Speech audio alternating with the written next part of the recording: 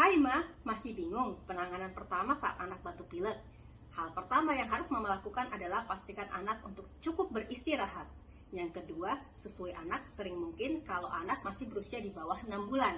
Kalau anak sudah lebih besar, berikan air putih yang hangat sesering mungkin atau bisa juga makanan berkuah-kuah yang hangat. Yang ketiga, gunakan pelembab udara di dalam ruangan. Pelembab udara bisa membantu untuk mengencerkan dahak dan juga melegakan hidung yang tersumbat. Atau bisa juga saat mandi berendam di dalam bak air hangat. Lalu yang keempat, berikan tetes hidung yang berisi air salin. Tetes hidung ini bisa didapatkan di apotek terdekat. Lalu yang terakhir, berikan 1 sendok teh madu pada anak yang sudah berusia di atas 1 tahun. Atau bisa juga madunya dilarutkan dalam air perasan jeruk lemon.